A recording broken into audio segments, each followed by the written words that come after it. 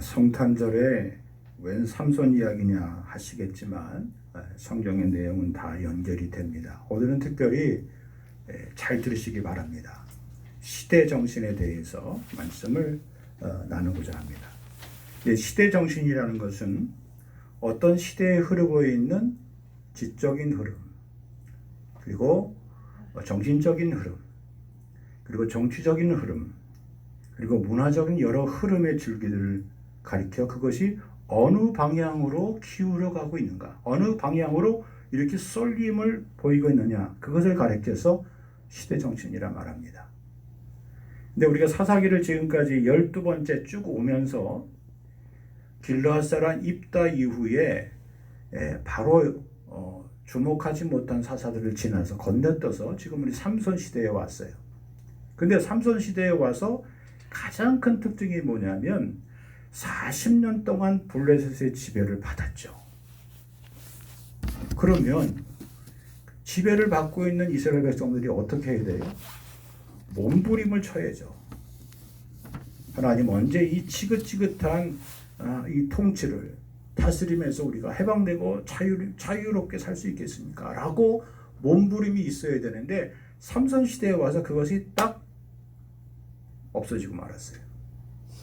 자, 성경을 우리가 계속 쭉 읽다 보면요, 무슨 특징이 있냐면 어느 시대에 그 시대의 이스라엘 백성들, 하나님의 사람들이 하나님을 향하여 부르짖음을 멈추면 하나님은 반드시 전체의 사람을 놔두고 한 가정을 부르십니다.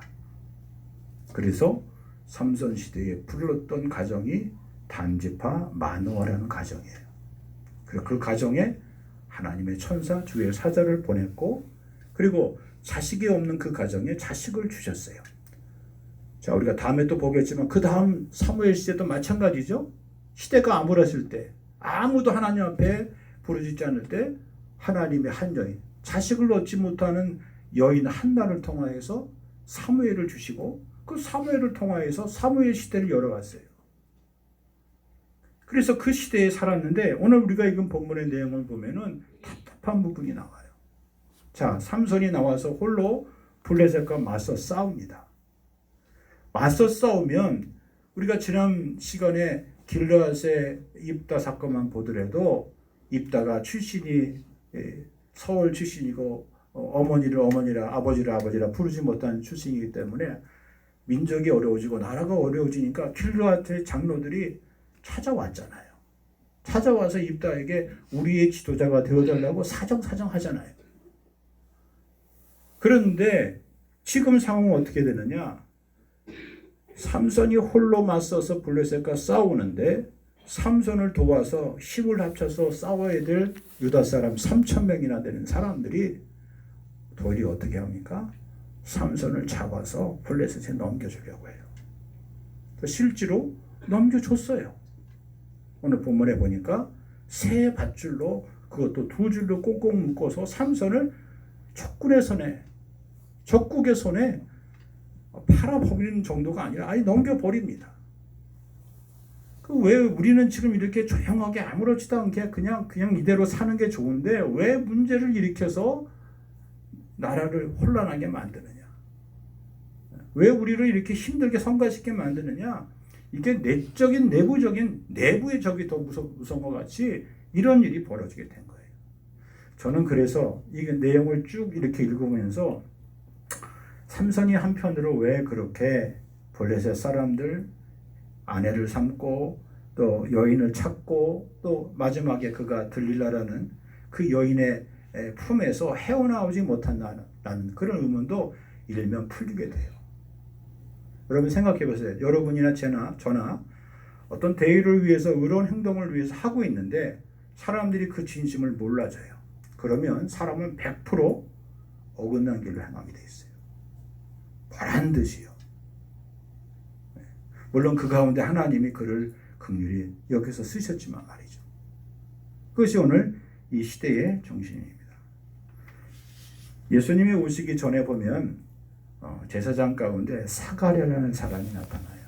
부인은 엘리사벳이에요. 근데 자식이 없어요. 그런데 어느 날 주의 천사가 와서 이 가정에 하나님이 자식을 주겠다고 약속해 주세요. 이 사람들은 의로운 사람이에요. 경건한 사람이에요. 누가복음 1장 5절 6절 이하에 보면 그 시대에 의롭게 산 사람들이에요. 그런데 사가랴는 그 천사의 말을 완전히 100% 믿지 못했어요. 그런데 그 뜻을 이루기 위해서 사가랴는 한동안 자식이 태어날 때까지 말을 하지 못하는 답답한 삶을 삽니다. 그리고 드디어 자식이 태어나요. 그런데 태어났는데 문제가 생겼어요.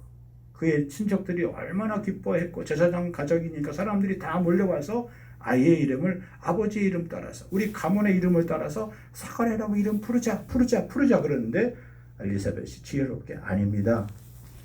이 아이의 이름은 요한이라 요한나라고 그렇게 정했습니다. 우리 가정에는 우리 가문에는 한 번도 써보지 못한 이름인데 그 이름을 쓰면 안 된다. 자꾸 사람들이 주변 사람들이 와서 우깁니다. 아닙니다.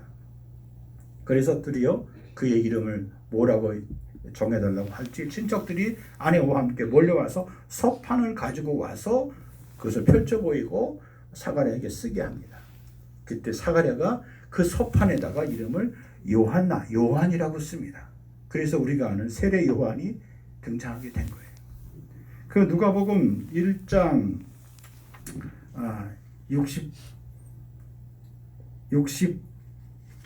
63절이죠. 그 이하에 보면 58절 이하에 보면 이제 그 내용이 쭉 나와 있고 뒤에 이렇게 나갑니다.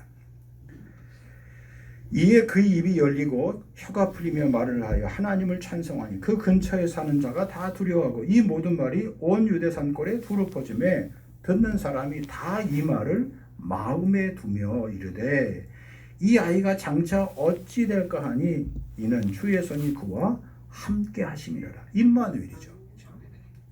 자, 드디어 사가랴에서 입이 떨어져 풀렸습니다. 누가복음 1장 68절 찬송하리로다 주 이스라엘의 하나님이여 그 백성을 돌보사 속량하시며 우리를 위하여 구원의 뿔을 그 종 다윗의 집에 일으키셨으니 설명이 나옵니다. 이것은 주께서 예로부터 거룩한 선지자의 입으로 말씀하신 바와 같이 우리 원수에게와 우리를 미워하는 모든 자의 손에서 구원하시는 일이라 그랬습니다. 로마의 압제에 있었죠. 이스라엘 백성들이요. 그래서 그 압제를 벗어보려고 열심을 부렸던 열심당원들은 몸에 칼을 품고 다니면서 동족을 배신한 사람들을 찔러 암살을 하기도 하고요. 나라의 독립을 위해서 몸으로 뛰었던 사람들이 많이 있었죠. 이런 암울한 시대에 사가랴가 주는 시대의 정신은 무엇입니까? 하나님의 뜻이 무엇이냐? 하나님의 뜻은 우리를 우리의 원수에게와 미워하는 모든 사람의 손에서 구원하신 일이에요. 그 일을 준비하려고 하나님 우리 가정에게 자식을 주셨다는 거예요. 두 번째, 이스라엘 시대에 그 당대에 있었던 시므온의 찬송을 주목해 봅니다. 누가복음 2장 25절입니다. 예루살렘에 시므온이라는 사람이 있으니 이 사람은 똑같습니다. 의롭고 경건하며 이스라엘의 위로를 기다리는 자라. 성령이 그 위에 계시더라 그랬습니다. 그가 주의 그리스도를 보기 전에는 메시아를 보기 전에는 내가 죽지 아니라는 성령의 지시를 받았습니다. 성령의 감동으로 성전에 들어갔는데 마침 거기에 유대인의 관례를 따라서 요셉과 마리아가 어린 아기 예수를 데리고 들어왔어요. 시므온이 그 아이를 안고 하나님을 향하여 찬송하며 말합니다. 주제여 이제는 말씀하신 대로 종을 평안히 놓아주시는 데다 내 눈이 주의 구원을 보았사오니 이는 만민 앞에 예비하신 것이요 이방을 비추는 빛이요 주의 백성 이스라엘의 영광입니다. 시므온의 시대 정신은 무엇입니까? 위로자가 되는 거예요. 하나님이 내가 이 시대에 의롭고 경건하게 살고 이 백성의 위로를 기대하고 있는데 구원을 보게 되는데 그 구원을 알아보는 감격을 시므온이 얻게 된 겁니다. 그는 많은 사람들에게 이 위로를 전하였어요. 증거하며 살았습니다. 로마의 핍박과 압박 속에서 신음하고 고통받았던 백성들에게 위로해 줄 수 있는 메시아를 그가 만나보게 된 겁니다. 세 번째는 나이가 많이 든 84세가 다 된 여선지 안나의 고백이 나옵니다. 누가복음 2장 36절입니다. 또 아셀 지파 바누엘의 딸 안나라 하는 선지자가 있어 나이가 매우 많았다. 그가 결혼한 후 7해 동안 남편과 함께 살다가 일찍이 과부가 되고 84세가 되었더라. 이 사람이 성전을 떠나지 아니하고 주야로 금식하며 기도함으로 섬기더니 마침 이때에 나와서 하나님께 감사하고 예루살렘의 성령을 바라는 모든 사람에게 그에 대하여 말하니라. 주의 율법을 따라 모든 일을 마치고 갈릴리로 돌아가 본 동네 나사렛에 이르니라. 안나의 시대 정신은 무엇입니까? 예루살렘의 성령을 바라는 백성들의 마음을 헤아렸습니다. 그것을 잘 전달했습니다. 하나님의 거룩한 뜻을 잘 전달했어요. 그 다음에 예수님의 육신의 어머니 마리아의 모습을 봅니다. 누가복음 2장 48절을 보니까 놀라운 일이 난리가 났습니다. 6월절 올라갔다가 예수님이 사라졌어요. 3일이 지난 다음에 가서 보니까 성전에 계셨습니다. 어머니가 부모가 만나자마자 했던 말하죠. 그랬더니 그때 예수님이 하신 말씀이 어떤 말씀입니까?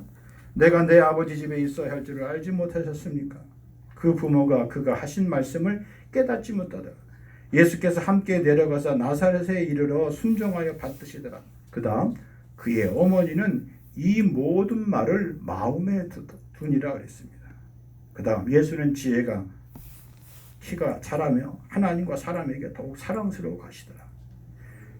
예수님이 공생에 등장하셔서 첫 번째 행하신 기적이 뭡니까? 가나의 혼인잔치에 포도를 만드신, 물로 포도주를 만드신 사건이죠.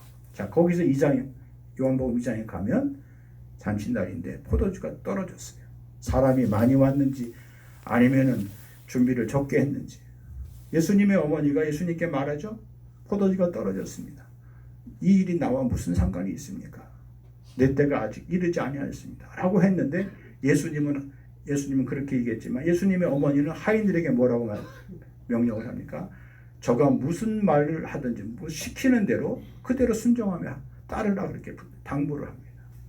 그래서 유대인의 정결에 따라서 예식에 따라서 때는 돌 항아리 6개가 있는데 그것에 하인들을 통하여 물을 붓게 하고 연회장에 떠도 갖다 주어서 그것이 물로 포도주를 만드는 놀라운 기적의 역사가 일어납니다. 예수님의 어머니는 예수님이 하신 행동에 대해서 주의 깊게 봐요. 여러분, 시대 정신을 가진 사람들은 사람들이 보지 못하는 것들을 봐요. 사람들이 주목하지 못하는 것을 주목합니다. 사람들이 스쳐 지나가는 것들을 기억했다가 그것을 현실의 삶과 연결시키는 탁월함이 있어요. 그건 하나님이 주신 지혜, 능력이에요. 마음에 뒀다는 거죠. 이거 앞으로 몇 년 후에, 앞으로 수년간 이런 방향으로 갈 거야. 이런 것들이 세상 사람들에게 중요한 이슈가 될 거야. 주제가 될 거야. 사람들이 주목할 거야. 이 일에 주목할 거야. 이 물건에 주목하게 될 거야. 그걸 아는 거예요. 그 시대 정신이에요. 마지막으로 세례 요한의 시대 정신이 나옵니다. 누가복음 3장 3절. 요한이 요단강 근처 부근에 와서 죄사함을 받게 하는 회개의 세례를 전파하니 선지자 이사야의 책에 쓴 바 광야에 외치는 자의 소리가 있어요. 이르되 너희는 주의 길을 준비하라. 그의 오실 길을 곧게 하라. 모든 골짜기가 메어지고 모든 산과 작은 산이 낮아지고 굽은 것이 곧아지고 험한 것이 평편하여질 것이요 모든 육체가 하나님의 구원하심을 보리라 함과 같으니라. 세례 요한의 시대 정신은 무엇입니까? 회개의 삶이에요. 하나님의 나라에 합당한 삶입니다. 여러분, 신앙생활은 반드시 우리가 고백한 대로 천국 생활이에요. 성령 충만한 생활이에요. 상황이 좋든 나쁘든, 내가 약하든 강하든, 내가 잘 나가든 아니면 내가 멈춰섰던 간에 하나님이 나와 함께 하시면, 하나님이 내 몸에 함께 하시고, 하나님이 내 삶과 함께 하시고, 하나님이 내 가정과 함께 하시고, 하나님이 내 일과 함께 하시고, 하나님이 내 직장과 함께 하시고, 하나님이 내 사업장과 함께 하시고, 하나님이 내 자녀들과 함께 해주실 것을 믿고 사는 것이 신앙생활이에요. 그것이 우리의 고백이고, 그것이 우리의 간증이고, 그것이 우리의 찬송이고, 그것이 우리의 기쁨이고, 그것이 우리의 자랑입니다. 우리는 이 시대에 있는 수많은 사람들에게 그것을 보여주는 삶입니다. 예수님의 시대정신, 그 시대정신이 무엇입니까? 바로 임마누엘이에요. 이 땅에 오신 거예요. 말씀이 육신이 되어 우리 가운데 임하신 거예요.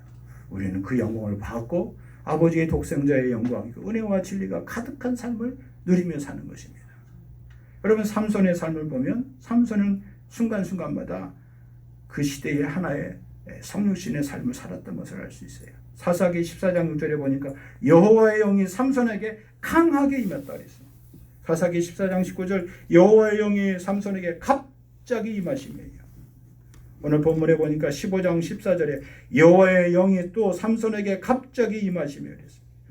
사사기 16장 20절 보니까 여호와께서 이미 자기를 떠나신 줄을 그가 깨닫지 못하였습니다.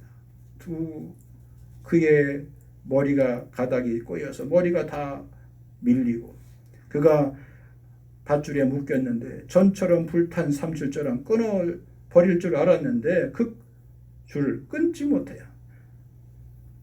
하나님의 영이 자기에게서 떠난 줄을 깨닫지 못해요. 두 눈이 뽑히고 블레셋 사람들의 조롱거리가 되었습니다.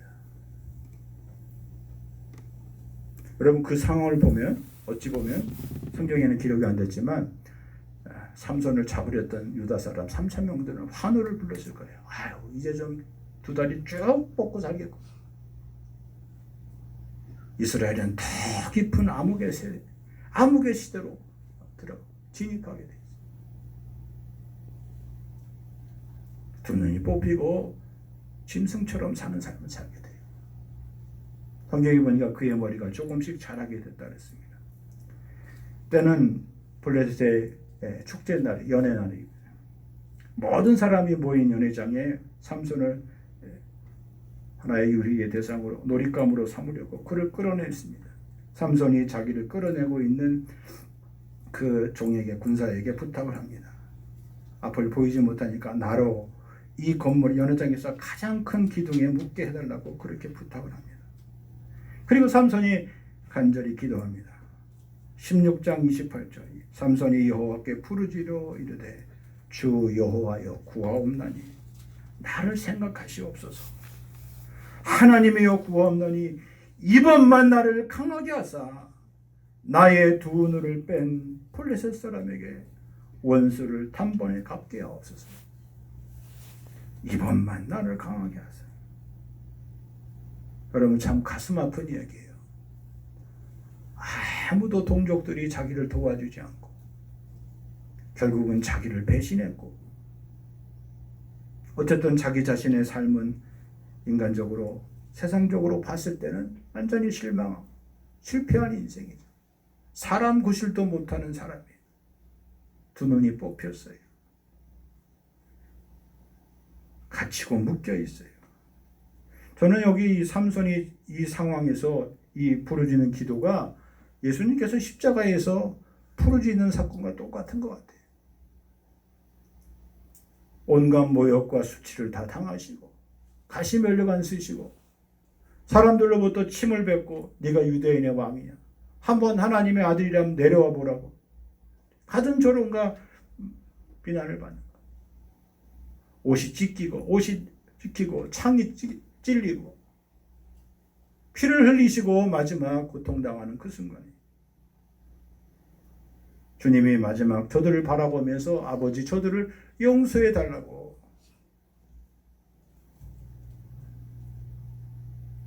여러분, 영적인 신앙생활의 싸움은 사실 이렇게 외로운 겁니다.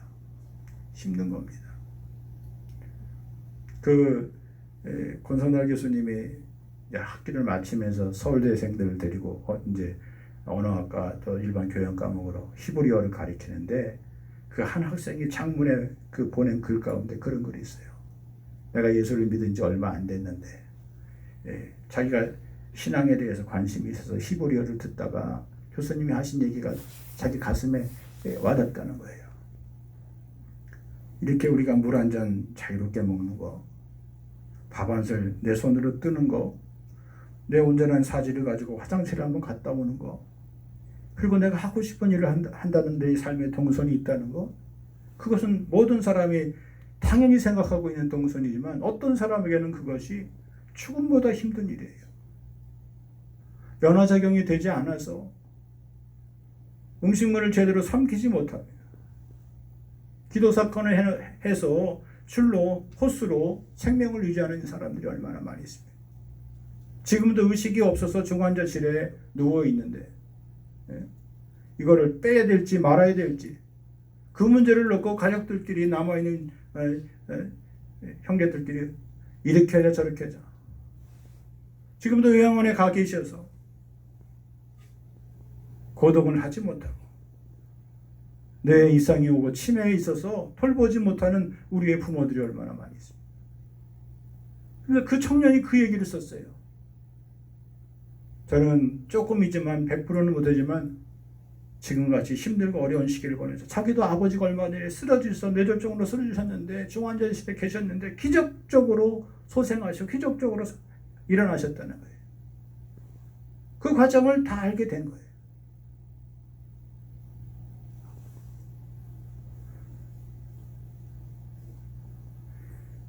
제 서가에 그런 책의 제목이 있습니다. 성도의 불행에 대하여 답하다라는 책이 있어요. 거기에 보면은 예수를 믿으면서도 인간적으로 세상적인 우리가 차마 이성적으로 이해하지 못하는 상황과 현실 가운데에서 우리가 어떻게 살아가야 되는지 그런 성도나 개인이나 가정이나 심령에 대한 답을 주고받은 그런 관련된 내용들이 담겨있는 책입니다. 그럼 믿음의 사람들은 언제 믿음에 이렇게 빛납니까? 어려움에 처했을 때예요. 환난에 처했을 때예요. 죽음의 자리에 가봤을 때예요. 고난의 자리에 있을 때예요. 그들은 거기서 희망을 말하고 희망을 전하고 희망을 증거하고 희망을 자랑하며 삽니다. 그것이 이 땅에 예수 그리스도께서 이 땅에 오신 삶의 목적이에요. 자기를 다 비우시고 그리고 겸손히 복종하셨어요. 그것이 이 세상을 이길 수 있는, 이 세상을 고칠 수 있는 가장 큰 기름을, 가장 빠른 기름을 주님이 이 땅에 주시려고, 알려주시려고 우리에게 오신 것이죠. 여러분, 다른 건 다 잊어버리셔도 괜찮아요. 내가 가장 힘들고 내가 가장 외롭고 내가 가장 아플 때 다른 거 생각하지 마세요. 이 아픔을 하나님께서 미리 겪으셨다. 내가 당하고 있는 고난과 아픔을 하나님이 이미 다 경험하셨네. 그리고 약속해 주셨네. 세상 끝날까지 내가 너와 함께 해 주시겠다고 약속해 주셨네. 그러니 내가 일어나야지. 내가 살아나야지. 내가 힘을 내야지. 내가 위로를 전할 수 있어야지.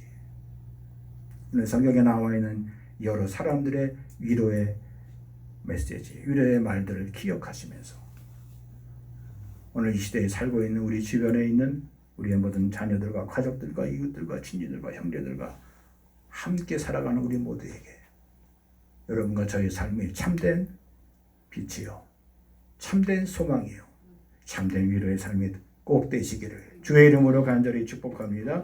주신 말씀 기억하며 기도합니다. 하나님 아버지 감사합니다. 삼손은 지난 생활 동안 아버지 아무도 하나님 앞에 부르짖어 이 고통의 세월을 끊어달라고 간청하지 못하는 절망의 시대, 죽음의 시대, 암흑의 시대에 하나님의 사람으로 서사를 부른다고 아버지 유다 사람들은 3,000명에 되는 군대를 동원하여 삼손과 함께 블레셋과 맞서 싸우기는커녕 오히려 자신을 세 밧줄로 메어 블레셋 적국들에게 넘겨주는 아버지 하나님 동족의 배신의 행동을 보며 그가 절망했고 낙심했던 것을 기억하고 아버지 하나님, 하나님이 우리를 함께 하시고 하나님이 우리와 동행하시고 하나님이 우리 자신들을 놓치지 아니하시고 영원토록 지켜보호해 주신다는 하나님의 구원의 역사를 주님 저희들이 잊지 않도록 도우시고 아버지 하나님 그 믿음의 삶을 살아갈 수 있도록 도와주시옵소서.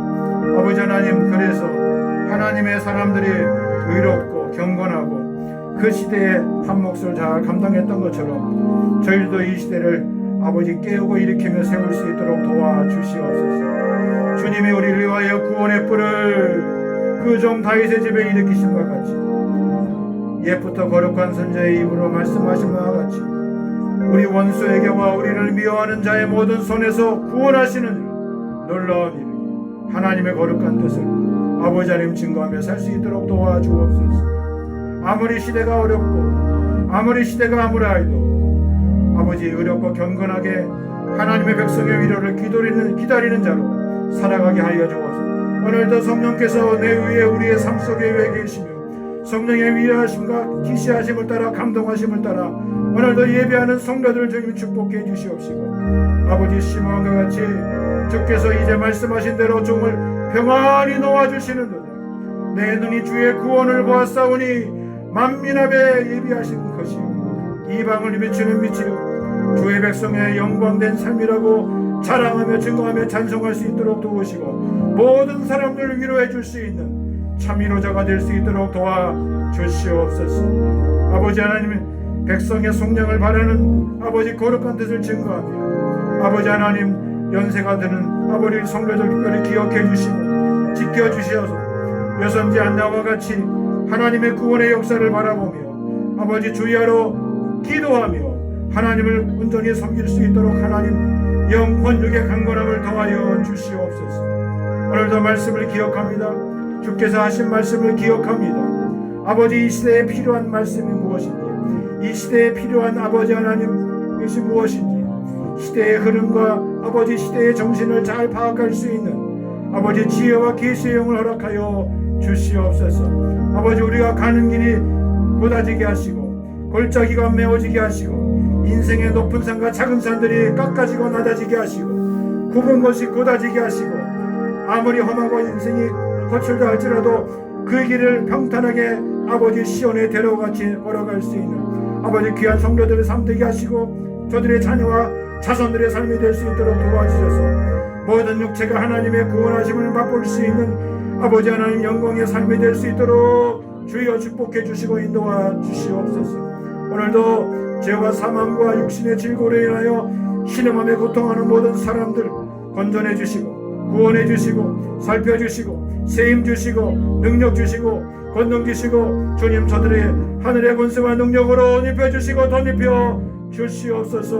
오늘도 주님 크신 영광 받아주시고 아버지 하나님 은혜의 병을 넘칠 수 있는 저희들에게 주여 도와 주시옵소서.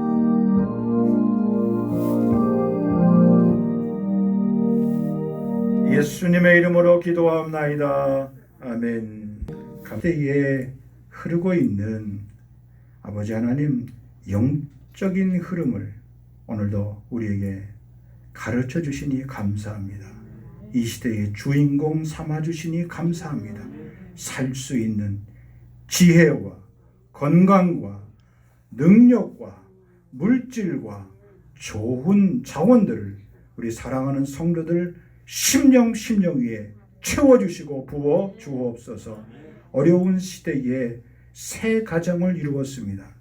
하나님 아버지 젊은 선남 선녀를 축복해 주셔서 주님이 인정하시고 복되는 아버지 복된 믿음의 가정으로 저 가정의 아버지 출입을 지금부터 영원토록 주님 두 손 들어 마음껏 축복해 주시옵소서. 자녀의 번성도 축복해 주시옵시고 세운 인생의 계획도 복내려 주옵소서. 특별히 우리 믿음의 자녀들 2세 3세들에게 복의 복을 더하여 주시사 지경을 넓혀 주시고 아버지 하나님 국제무대에 나가서 일하며 활동하며 활약할 수 있는 믿음의 복된 걸음들 삼아 주시옵소서. 이제는 부활이요 생명 되신 주 예수 그리스도의 은혜와 아버지 하나님의 크신 사랑과 성령의 감동감화 교통 충만케 하심이 이 시대를 품고 하나님 앞에 영광된 삶을 살기로 다짐하는 귀한 심령 위에 생애 위에 가정 위에 일터 위에 사업장 위에 저들의 학업 위에 저들의 장래 위에 세우신 교회 위에 길이 함께하여 주시옵기만을 간절히 축원하옵나이다. 아멘.